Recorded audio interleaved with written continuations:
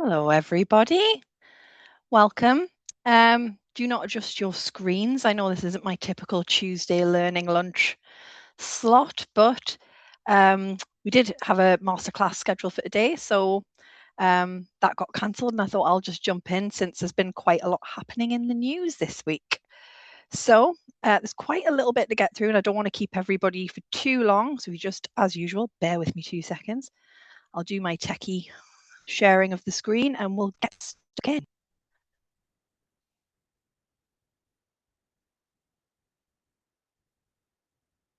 Alrighty.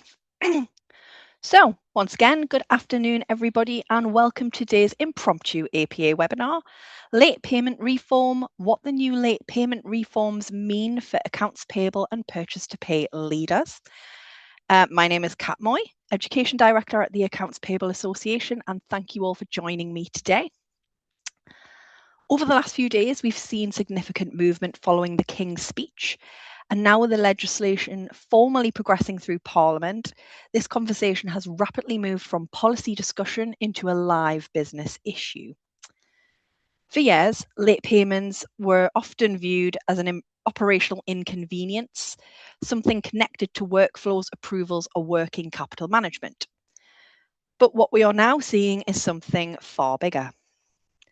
The discussion is increasingly becoming about supplier fairness, operational accountability, responsible business practice, and payment culture. And importantly, AP and P2P leaders are now sitting directly at the center of that conversation. Today's session has been designed to break down what is actually being proposed, what it could mean operationally for everybody, where organizations may need to prepare, and why this moment could represent a major shift in how the AP and P2P profession is viewed strategically. At the Accounts Payable Association, we believe this is only the beginning of a much wider industry conversation, and one that AP professionals should absolutely have a voice in shaping. So, over the next 30 minutes or so, we're going to explore both the practical and strategic implications of these proposed reforms. We'll begin with the wider political and economic context before breaking down what is actually in the bill, why this matters for AP and P2P leaders, what organisations should already be starting to think about, and how payment governance may evolve moving forward. So let's jump in. So to understand why this matters, we first need to look at the wider context. The government has made it very clear that late payment is becoming a national business priority. The concern isn't simply about operational delays. It's about the wider economic impact these delays can have on SMEs and supplier sustainability. There is increasingly political and public focus on how organizations treat suppliers, how quickly businesses pay, and whether existing practices are fair and sustainable. And importantly, this is now no longer theoretical. The bill is now formally progressing through Parliament, meaning that this has become active legislation under review. Now, of course, details are still evolving through parliamentary scrutiny, and it's important we present this in a balanced and commercially realistic way. But the direction of travel is becoming increasingly clear. Payment culture is moving higher up the business governance agenda.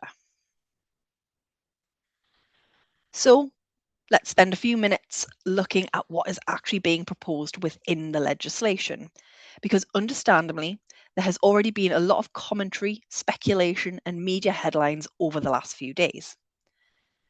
And I think one of the most important things for AP and P2P leaders right now is separating what has actually been proposed, what is currently progressing through Parliament, and what could still evolve through parliamentary scrutiny. So firstly, it's important to remember that this is not yet final legislation. The bill is progressing through Parliament, which means elements may still be redefined, amended, debated, or expanded as it moves through the legislative process. However, several key themes are already becoming clear. One of the biggest proposals currently attracting attention is the potential introduction of a 60-day payment cap, particularly aimed at larger organisations paying smaller suppliers. Now, while many organisations already operate within 30 to 60-day terms, we also know that there are sectors and supply chains where significantly longer payment cycles have become normalised. The government's position appears to be that excessively extended payment terms can create serious cash flow pressure for SMEs or smaller suppliers, particularly in today's economic environment. So, this proposal is really about creating greater consistency and accountability around payment expectations. Alongside that, another major proposal is mandatory statutory interest on overdue invoices. At the moment, many suppliers technically have the right to claim statutory interest under existing legislation. But in reality, smaller suppliers are often reluctant to enforce this because of concerns around damaging commercial relationships. What the government appears to be signalling here is a move towards stronger enforcement and clearer consequences for persistent late payment behaviour. We're also seeing discussion around tighter invoice dispute timelines. And this is quite significant operationally, because one of the long-standing frustrations for suppliers is where invoice disputes are raised very late in the process, sometimes only after payment deadlines have already passed. The reforms appear designed to encourage earlier dispute identification, earlier communication, and faster resolution process. Now, perhaps one of the most important areas, and certainly one attracting significant industry attention, is the proposed expansion of powers for the Small Business Commissioner. Historically, the Commissioner's office has largely focused on guidance, support, and mediation. But under these proposals, the role could become considerably more powerful. Potential powers being discussed include investigating poor payment practices, adjudicating disputes, increasingly oversight and persistent late payers, and potentially issuing penalties or enforcement measures. And I think this is where the tone of the conversation changes quite dramatically. Because historically, late payment has often been treated as a commercial or operational issue. What we now may be moving toward is a far more formal governance and accountability framework around supplier payments. There are also wider conversations emerging around reporting obligations, increased payment transparency, scrutiny of supplier performance, scrutiny of payment performance, and construction retention reforms in certain sectors. So when we step back and look at the overall direction of travel, this is about as much more than simply speeding up payments. What the government appears to be trying to drive is better supplier treatment, stronger payment culture, improved accountability, and greater operational transparency across UK business. And naturally, when you start talking about accountability, governance, transparency, and operational control, AP and P2P teams move directly into the spotlight, which brings us to what may actually be the biggest shift of all: the changing strategic role of AP and P2P leaders themselves. Now, in my view, this is where the conversation becomes particularly important for our profession, because for many years, AP was often viewed primarily as a transactional function, a back office process focused mainly on invoice handling and payment execution. But the reality today is very, very different. Modern AP and P2P leaders influence supplier trust, business reputation, compliance readiness, cash flow visibility, operational resilience, and increasingly strategic decision making across the wider organization. And what these proposed reforms are really highlighting is just how interconnected accounts payable has become within the wider business. If supplier payments are delayed, that affects supplier relationship, procurement outcomes, operational continuity, financial transparency, and potentially even organizational reputation. That's why AP is no longer operating in isolation. As the slide shows, AP and P2P functions now sit at the center of multiple business areas: procurement, wider finance, operations, compliance, suppliers, and leadership teams. And importantly, organizations are starting to recognize that payment performance may become a visible indicator of organizational maturity. Not just, did that invoice get paid? But how effectively does the organization operate? How responsibly does it treat its suppliers? How strong are its internal controls and governance? And that is a very different conversation from where AP traditionally sat even 5 to 7 years ago. For AP professionals, this creates both greater visibility and greater influence, which is why I genuinely believe the role of AP and P2P leadership is entering a very important period of evolution. And as AP becomes more strategically connected to the wider business, it's no surprise that payment culture itself is increasingly becoming a board level conversation. One of the biggest shifts we are beginning to see, and I think this is really important for AP and P2P leaders, is that payment culture is no longer staying within the finance operation alone. It is increasingly becoming a wider leadership, governance, and board level conversation. And that's a very significant change. Historically, supplier payment performance was often viewed internally as an operational metric, a finance process issue, or perhaps something connected to the working capital strategy. But what's happening now is that organizations are facing growing scrutiny around how they actually behave within their supply chains.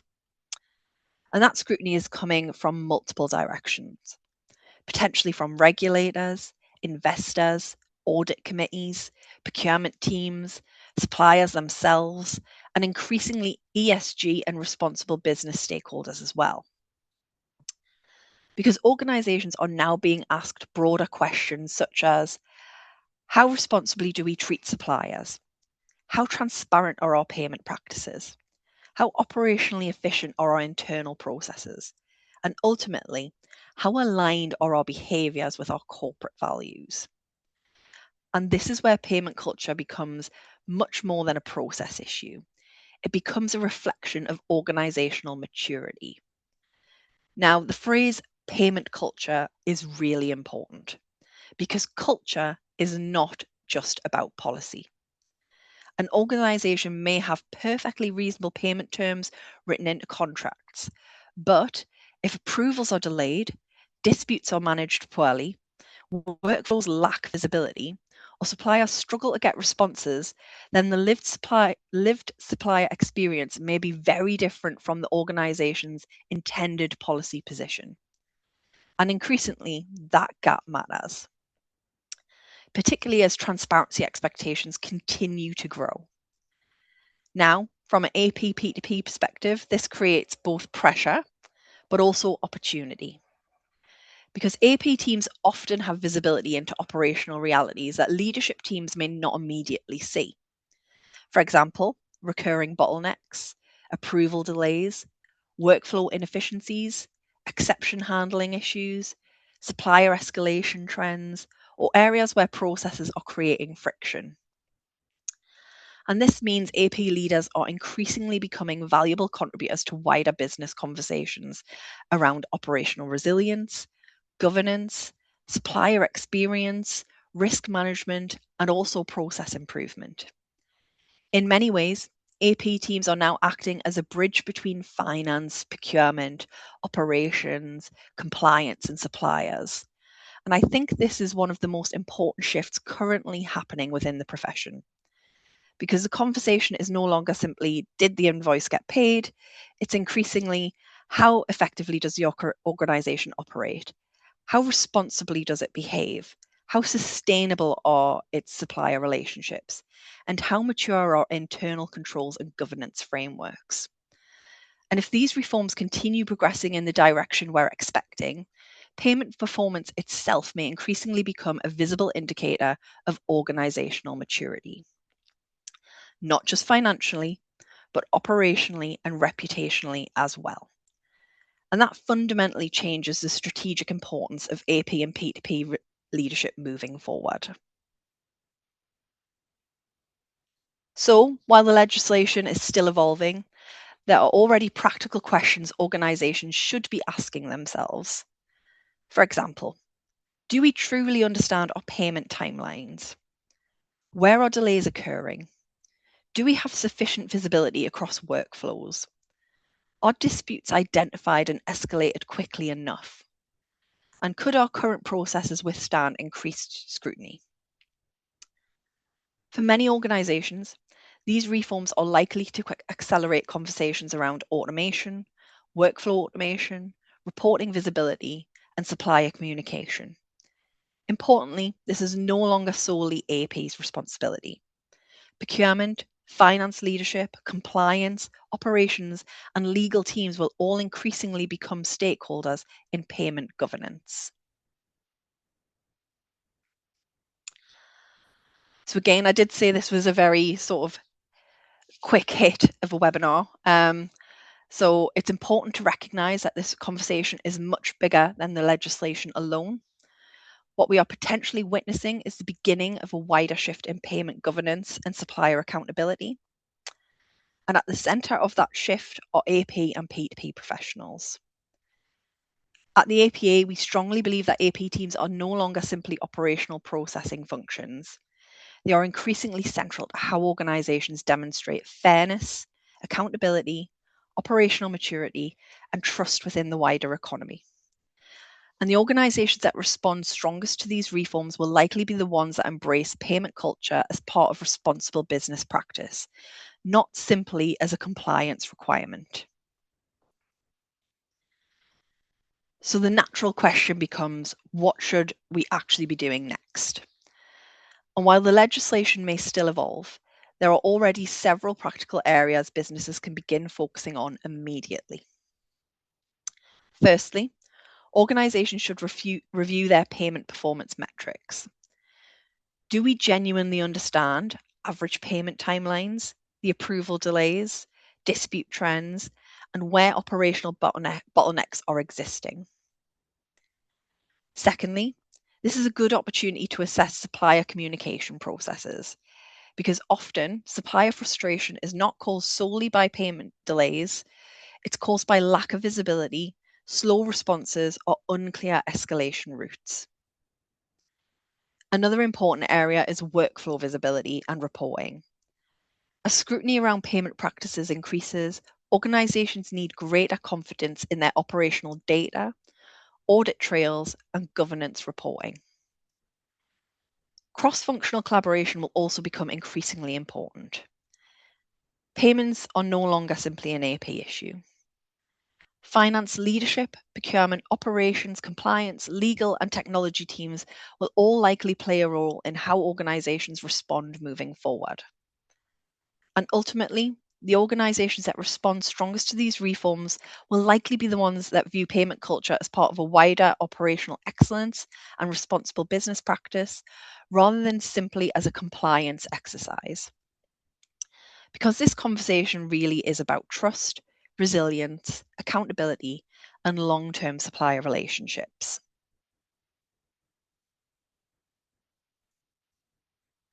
As we begin bringing today's session together, I wanted to leave you with a few key takeaways.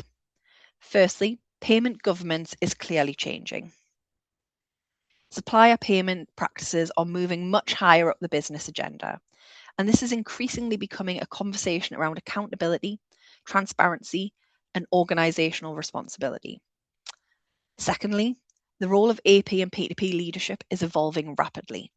Again, I've said it a few times on this webinar and others, AP is simply no longer just transactional. The profession is becoming increasingly strategic because payment performance now impacts supplier trust, operational resilience, governance, compliance, and organizational reputation. Thirdly, organizations should start preparing early.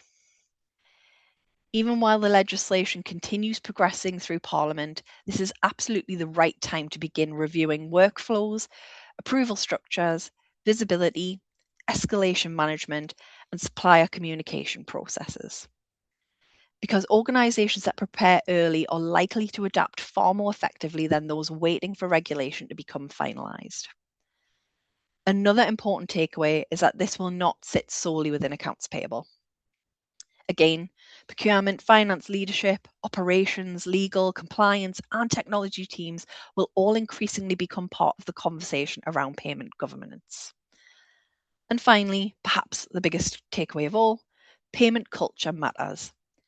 Increasingly, organizations may be judged not only on financial performance, but also how responsibly and effectively they operate within the supplier ecosystem. And AP and P2P professionals are central to shaping that experience. So thank you again for joining us for this impromptu quick webinar. I think it's really important to recognise that this is still a developing area. Like we said, the legislation is progressing through Parliament, discussions are continuing, and naturally there are still areas where further clarity, guidance and interpretation will emerge over time. What I wanted to do today was not present myself or the APA as having every answer already defined, because realistically, many organisations across the UK are still working through what these reforms could ultimately mean operationally and strategically.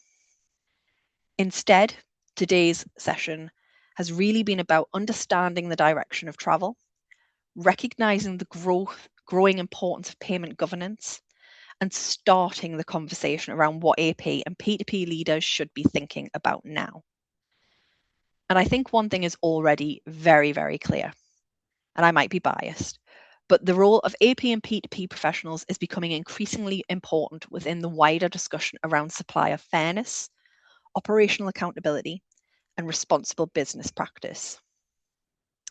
At the Accounts Payable Association, we are continuingly working closely with industry stakeholders and, importantly, with the Small Business Commissioner's Office itself. As these conversations develop, and if you are members of ours, you will see more resources, aids, articles, and webinars and roundtables on this developing topic and governance. So please keep your eyes peeled. And again, as these changes are coming, I'll try and get information out as quickly as I can. So if there are any questions raised today that require further clarification, or if there are specific operational concerns, industry challenges, or areas you feel need greater visibility on, please do share them with me on my email on the screen, as I am planning on having a meeting with the Small Commissioner's Office in the next week or two. One of the roles we see the APA playing within this process is helping ensure the voice of the AP and P2P profession is represented within these wider industry discussions. So again, please don't be shy. Please send me an email with any questions or concerns, and I will try to raise them with the Small Business Commissioner's Office as and when I meet with them. And where we can't immediately provide definitive answers today, we absolutely can help take those questions forward, engage with the relevant bodies, and continue supporting the profession as more details emerge. Because ultimately, this isn't just about the legislation. It's about shaping a practical, sustainable, and responsible payment culture that works for organisations, suppliers, and the wider economy alike. So hopefully this session has helped provide both clarity and perspective around where these reforms may be heading, and why this matters so much for AP and P2P leaders moving forward. Again, at the APA, we are going to continue following developments closely and supporting the profession through what is clearly becoming a very important industry conversation. Again, if you're members of ours, please keep an eye on the resources, because I think I have some due to go in next month, and I think I popped some in this month as well. And if you are concerned about sort of what the impacts are going to mean for your teams, I am going to do a shameless plug. This month we did our learning lunch all on change management and the change management curve. So it's not just specific to projects, it could actually be very applicable to legislations too. So again, I want to say thank you very much. I will stop sharing my screen now. I do appreciate this was a very short presentation, but like I say, it is a developing situation. So there we go. Thank you very much. I'm just going to check if we've got any comments or questions. Like I say, I'm probably not the best versed to answer any questions, but like I said, you do have my email address. You can follow me on LinkedIn. this was really just a sort of more visual and Geordie spoken presentation around the article I published last week as the King's Speech developed. And on the 19th of May, this actually did go through the House of Lords. So again, we at the APA are going to do our best to keep on top of it. If you see any articles or anything, be obnoxious and send them my way, and give me a hand. Like I say, I don't see any questions or comments. Like I say, you do have my email address, because I'm probably not the best versed, but I am going to be meeting with the Small Business Commissioner's office in the next fortnight or so. So please don't be shy and send those across to me. And thank you very much for joining this impromptu half an hour masterclass. I won't call it, I feel like it's more like a learn and lunch, except it's not lunchtime. Thank you again, and I'll let you all go, and please enjoy the rest of your week and your bank holiday weekend, and I'll see you next time.